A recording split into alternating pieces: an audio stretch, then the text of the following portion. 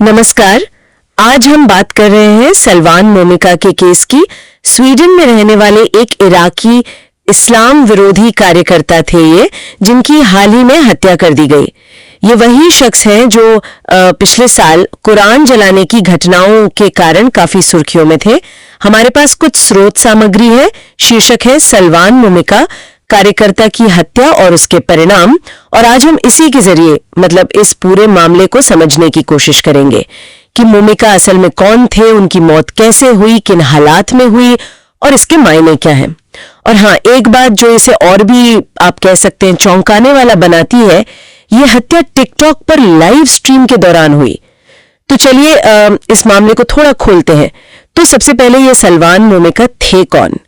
हमारे पास जो जानकारी है उसके मुताबिक वो स्वीडन में एक इराकी शरणार्थी थे और 2023 में स्टॉकहोम में उन्होंने कई बार पब्लिक में कुरान की प्रतियां जलाई। उसके बाद ही वो चर्चा में आए। बिल्कुल, और उनके इन कामों का असर सिर्फ स्वीडन तक ही सीमित नहीं रहा, ये बात जरूरी है। अंतर्राष्ट्रीय स्तर पर जबरदस्त गुस्सा देखने को मिला था। मुझे याद है बगदाद में स्वीडिश दूतावास पर हमला हुआ था और स्वीडन के कई मुस्लिम बहुल देशों के साथ रिश्ते भी काफी तनावपूर्ण हो गए थे। तो ये सिर्फ विरोध प्रदर्शन नहीं थे, ये एक तरह से राजनीतिक संकट बन गया था। और एक कानूनी पहलू भी था इसमें, है ना? उन पर स्वीडन में जातीय घृणा भड़काने का आरोप लगाया गया था। किसी समूह के खिलाफ नफरत फैलाना उनके धर्म या मूल के आधार पर, ये स्वीडन में एक अपराध है। हाँ बिल्कुल, हेट स्पीच का मामला था और उस पर फैसला भी फरवरी 2025 की शुरुआत में आने वाला था। तो ये केस भी चल ही रहा था। सही। अब आते हैं उस रात की घटना पर जिसने सबको हिला दिया। 29 जनवरी 2025 रात के करीब 11:11 बजे स्टॉकहोम के पास सोडेटालिये शहर है, वहां होव्स्यो इलाके में उनके अपने अपार्टमेंट में उन्हें गोली मार दी गई। और सबसे अजीब बात क्या है, ये सब तब हुआ जब वो टिकटॉक पर लाइव थे। लाइव थे टिकटॉक पर? हाँ, हजारों लोग उन्हें देख रहे थे उस वक्त। आसपास के लोगों ने गोलियों की आवाज सुनी, फिर पुलिस आई, दरवाजा तोड़ा और वो लाइव स्ट्रीम आखिरकार बंद हुई। सोचिए जरा, एक हत्या का सीधा प्रसारण। ये तो वाकई में कल्पना करना भी मुश्किल है। पुलिस ने फिर क्या किया? कुछ गिरफ्तारियां हुई? हाँ, पुलिस ने फौरन कार्रवाई की।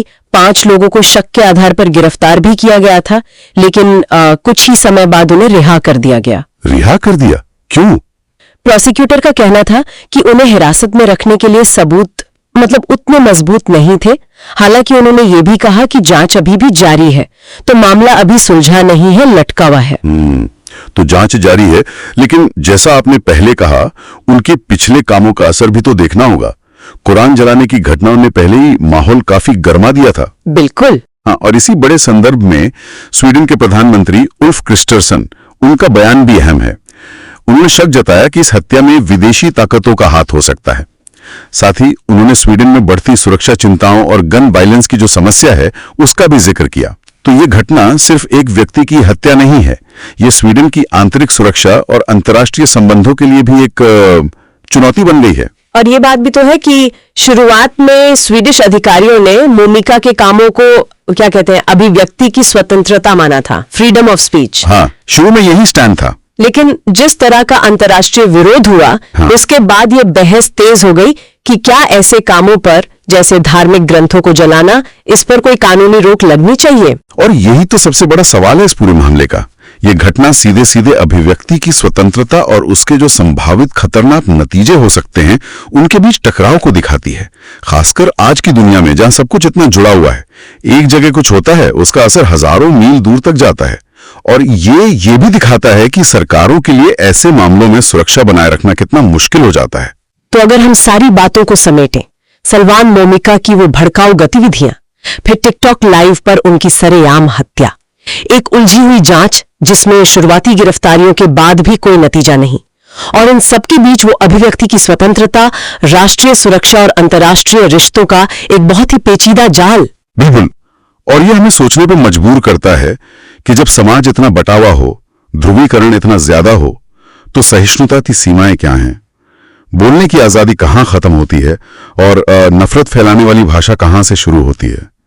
और सबसे बढ़कर इस तरह की घटनाओं से जो सुरक्षा जोखिम पैदा होते हैं उनसे कैसे निपटा जाए? ये सवाल सिर्फ स्वीडन के लिए नहीं है, ये हम सबके लिए मायने रखते हैं। इस पर वाकई में विचार करना जरूरी है।